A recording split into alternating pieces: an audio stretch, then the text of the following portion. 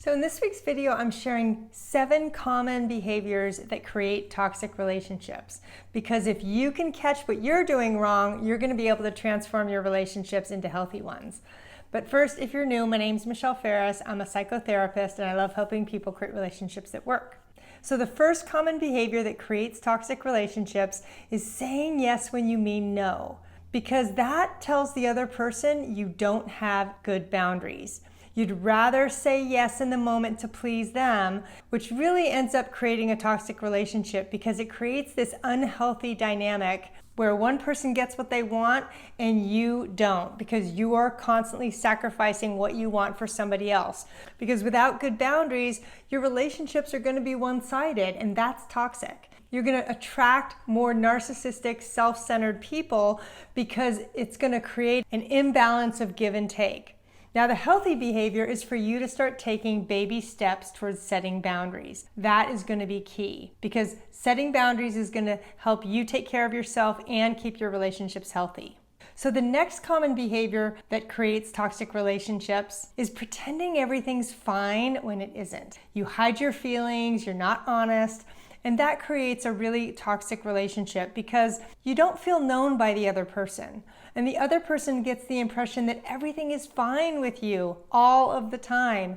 And let's face it, if you're human, you have good days, you have bad days, and part of relationship is being willing to share both the good stuff and the bad stuff. But when you don't do that, it creates a dishonesty in your relationship because you're really giving the other person a false impression of who you are. So the healthy behavior is obviously to start being more honest. And when something bothers you, to just say, hey, you know what, can we talk about this? Or yeah, I'm really needing some support today. There's nothing wrong with that. That's not a sign of weakness. If you've ever struggled with this, say me too in the comments because I'm right there with you. But pretending that things are fine when they aren't is not going to be good for you in the long run. The next common behavior that creates toxic relationships is assuming the worst case scenario. And this is when you struggle with like a doom and gloom attitude where you're really complaining a lot. Sometimes people don't realize that their focus is more on what isn't working in their life than what is working. And healthy people are not going to want to hang out with that. Healthy people want to talk about a balance of good stuff and bad stuff. They don't want to only focus on the negative because that can bring you down, and I don't want that for you. So assuming the worst is definitely a behavior you want to work on. Now, the healthy behavior is, of course, to start looking at the positive and balancing out your conversation. Just notice, can you talk about the good stuff and the challenging stuff, not just complain? Because if you can start to do that, you're going to majorly shift the health of your relationships. Now, the next common behavior that creates toxic relationships is not asking for help or support, because this creates a one-sided dynamic that's really toxic, where you're doing most of the giving and they're doing most of the taking. And the problem is that we're actually teaching people how to treat us by not asking for help or support, because they're under the impression that everything's fine when it's not. So if you don't ask for what you need, and that means you getting emotional support, you asking for favors, that's healthy. And most relationships should be able to tolerate you asking for a favor now and then.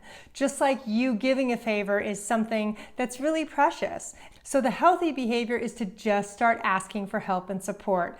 Be mindful that you don't want to always be focusing on giving and not having a healthy balance between giving and taking, because that is toxic.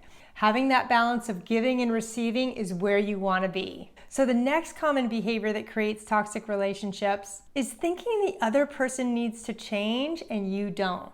Because let's face it, we all see somebody else's dysfunctional behavior before we see our own because we literally see them in front of us.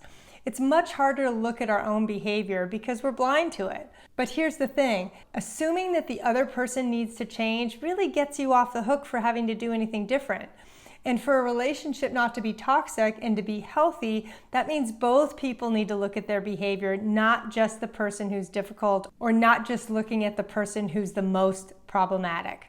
So the healthy behavior is for you to start looking at yourself first. What are you doing to contribute to the relationship? What are some things you can do to improve yourself? Because that's your point of power. So for instance, the healthy behavior is to focus more on changing yourself. Because even in reaction to somebody else's abusive behavior, we can work on our own. So if your partner is screaming at you and you're doing it right back, that's not any better.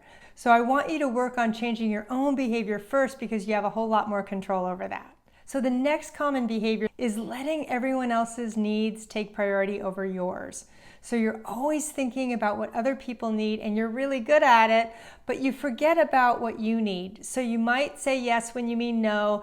You might not even think of what you want in a certain situation because you're so used to putting other people first. But the problem with that is that that leads to resentment. Eventually, you're going to get tired of that and you're going to resent it. And again, this is another behavior where we teach people how to treat us. If they assume that we don't have any needs, they're going to think we're fine. And putting everybody else's needs before yours isn't healthy. So what I want for a healthy behavior is, of course, to start realizing that putting your needs first isn't selfish. And in fact, I can give more now because I know how to prioritize my own needs.